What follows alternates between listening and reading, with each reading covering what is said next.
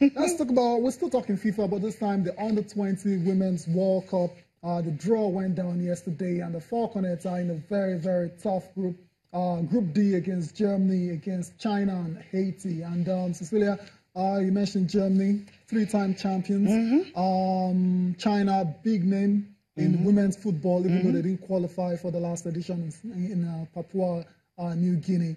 Haiti, okay, the debutants, and that's where I imagine Chris Danjuma and his coaching girls want to score as much as 7 or 8 goals to make a mark. As many goals as possible. Right, but let's start off first of all against Germany. Germany, I think that's the one I'm really afraid of, because sometimes when your biggest test happens to be former champions, there's always this nerve that comes, and we know the ways we prepare for major competitions. Right. It's always very difficult in the sense that we wait maybe 2 weeks before the tournament starts. The good thing is we have a coach already, so we won't have story about that.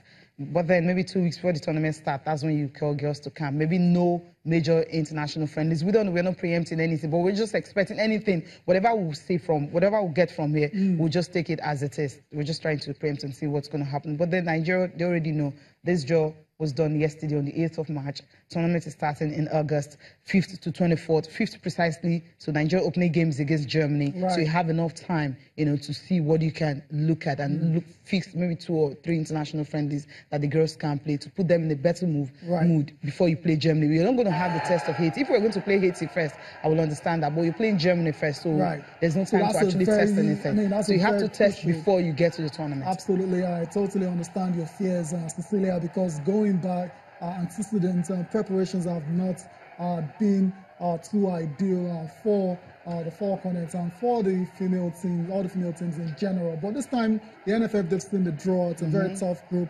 Hopefully, they can put all the necessary measures in place in terms of preparations. You mentioned friendlies as well, so hopefully they can get a couple of, grade A, high-level friendlies for the Falconets to get prepared for that match against Germany.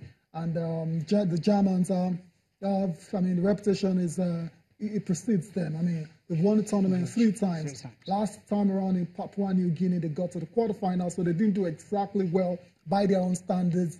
They've gone to recharge. They're coming back now with vengeance, and they want to go really, really far this time. So the Falconets have their work cut out. That's the bottom line. That's it, because if you check twice of the 3 times, twice that they've won it was against the Falconets. 2010, met them in the final. 2014 in Canada, it was also in the final, and Germany, carried the day. So that alone, you want to worry about it. But it was usually a slim margin, and that's why I feel like I mean, our girls really, they know what it takes to try and win it. But that final third is really not there.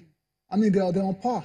In terms of playing football, they're on par. But there are other things that go into, getting over the line and winning championships. There are other things that have to be put in place. That extra strength, the extra, which usually we don't have. Exactly. Because we don't put enough effort or preparations into the games. I mean, before games start, we don't put enough into it. So you just want to go there and say the strength will be enough. No. But sometimes that extra, when it's not there, that comes from practicing, preparation, training, and all that. So that's what the Germans have against the Falconets. So if this time around they can really plan well, prepare very well, and just put everything in place, no stories at all. You know that maybe the girls, the opening game, they can just have a fly over the Germans. You never know. You never know what will happen. We're trying to connect with the coach of the team, Christopher Danjuma.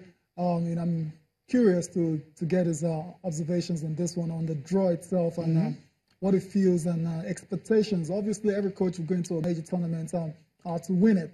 But I'd like to hear from him, and whenever we try to get our connection sorted, we'll bring him to you. But that's it. Nigeria in Group D against Germany, against China and Haiti. Yeah, in the meantime, maybe we have other teams in the group. That's take a look at the groups, what we have outside Nigeria, Haiti, Germany, and China. We didn't really talk about China, but then that's going to be our last group game. Maybe before that time, we could have, pick up the necessary points that will take us to the quarterfinals. Let's go to Group A. Group A, yes. Where you have the second African representative. France, I mean, that's the opening game. Those are the games I'm looking forward to. France and Ghana. We know really? France What's the difference between France and Ghana and Saudi Arabia and Russia? You know the difference? Because both of them are superpower when it comes to women's football. Okay. But in the men's football, Russia and South.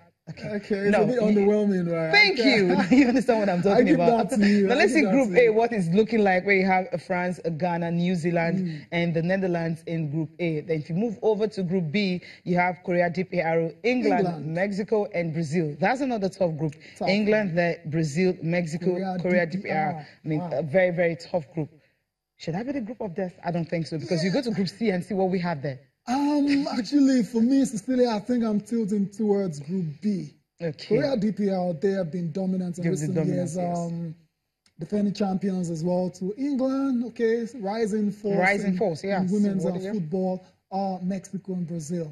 The South Americans and the Central Americans, we all know they know how to play football very well. And yeah, I think I'm tilting towards Group B. That. Okay. Yeah. Group